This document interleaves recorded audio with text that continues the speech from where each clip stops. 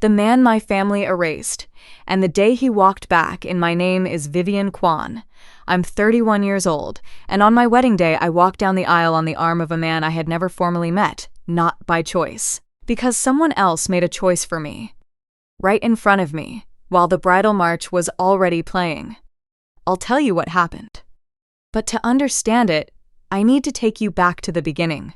From the outside, we looked like the kind of family that had it together. A 4-bedroom house in a quiet suburb of Columbus. My stepfather Gerald had a career with an impressive-sounding title. My mother ran the household with the kind of precision that left absolutely no room for surprise, including emotional ones. Gerald Hartman was not my biological father. I've always known that. What I did not know, what I was never permitted to know, was anything true about the man who was. The version I was handed was clean and final. My biological father had left before I turned 2. He had struggled with alcohol. The courts had declared him unfit. He had signed away his rights without a fight. End of story. No follow-up questions welcome. I was 5 when my mother married Gerald. 7 when he legally adopted me. I don't remember being asked how I felt. I remember being told to say thank you. My sister arrived when I was 8. She changed the temperature of the whole house. Gerald smiled more. My mother laughed more. And slowly, without anyone saying it out loud, I came to understand that my role in that family was different from hers. She was loved. I was managed. I don't say that with bitterness. It just took me a long time to land on the right word. I left for nursing school at 18 and never moved back. Not dramatically. It was simply the obvious next step. Once you've been far enough away to see the shape of what you left, going back to live inside it doesn't make sense. I built a life in Cincinnati. I became an ICU nurse. The kind of calm you develop in a ward comes from training, yes, but I'd already been practicing it for years before I ever set foot in a hospital. I went home for Christmas when I could. I called on birthdays.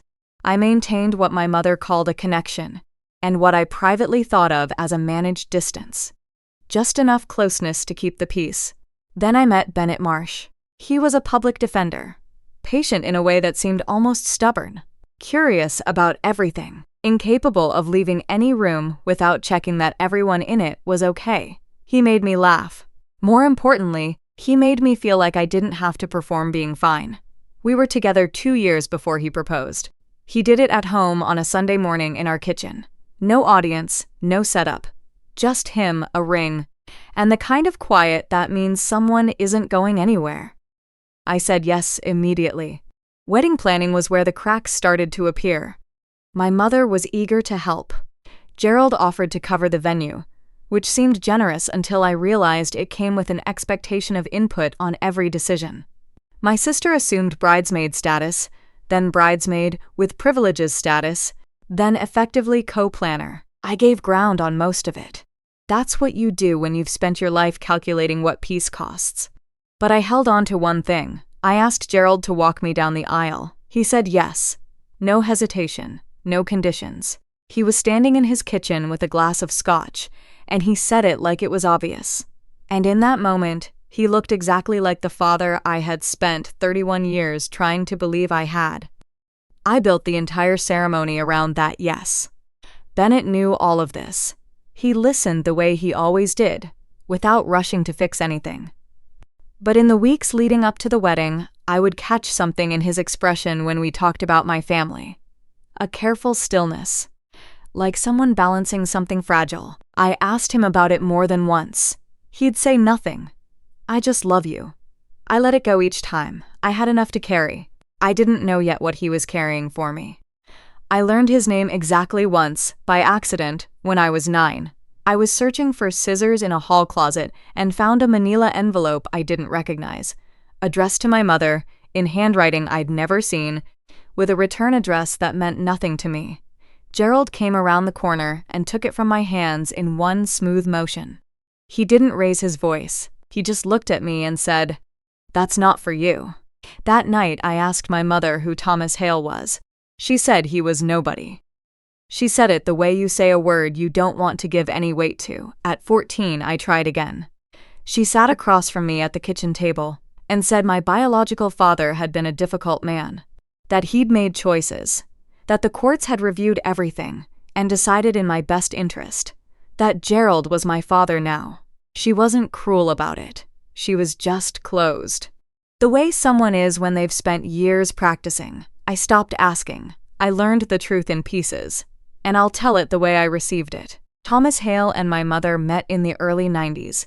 They were together 3 years. She has told me since that she loved him, plainly and without apology. The most honest I've ever heard her be about anything. I was born in 1994. Thomas was there, present, joyful, by every account. He spent an entire weekend assembling a flat-pack crib he bought at a hardware store. I didn't know that until I was 31. They separated when I was not yet 2.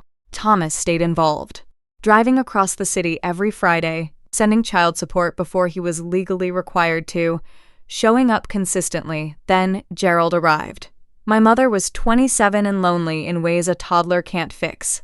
Gerald was attentive and certain about the future. She fell in love. I believe that completely. What I can no longer believe is that she fully understood what would come next. When I was 6, Gerald pursued full legal custody on the grounds that Thomas was an unfit parent. The evidence included sworn testimony from 2 witnesses describing him as erratic, unstable, and alcohol dependent. Those witnesses were lying. I didn't know that for 25 years. Thomas, who could not afford the attorney Gerald had hired, sat in that courtroom with an overworked public defender and watched a false portrait of himself be painted in front of a judge, and couldn't stop it. He lost custody. He lost visitation. He eventually lost his parental rights entirely, stripped on the basis of a fabricated record. He was legally, officially, completely erased. He told me later that after it ended, he stood outside the courthouse for a long time. He didn't know where to go. He had a truck, a job building cabinetry, and a 1-bedroom apartment that still had a drawing I'd made stuck to the refrigerator. A little magnet he'd bought at a gas station. Something silly, because it made me laugh. He drove home, he kept the drawing, he kept everything. And he never stopped trying to find me. He hired a private investigator in 2009 who located an address. A letter was sent. It was intercepted. He wrote for years after that, letters that went somewhere else, or nowhere. He kept copies of every single one of them. In a shoebox. 8 months before my wedding, my mother came to my kitchen and told me all of it. She sat across from me and cried, not dramatically, but steadily. The way people cry when they've carried something so long it has become part of their weight. She said she found out about the false witnesses in 2006. Gerald had told her himself. He thought it would make her feel secure. He thought she would see it as him protecting the family. She had been living with that knowledge for 20 years. "I'm sorry, Vivian," she said. "I know that's not enough." She was right. It wasn't enough. But it was the first true thing she had ever told me about any of this, and it changed everything that came after. I didn't tell Bennett immediately. I was still turning it over, trying to understand its shape. But he noticed I was carrying something new, and he stayed beside it with me the way he always does. What I didn't know, what I wouldn't discover until I was standing in that doorway, was that 6 weeks before the wedding, Bennett had already met Thomas Hale. My mother had been in contact with Thomas since the previous October. She told him about the wedding in February. She gave him the venue, the date, the time. She asked if he wanted to come. He said yes. Without a moment's hesitation, they didn't tell me. My mother made that decision deliberately.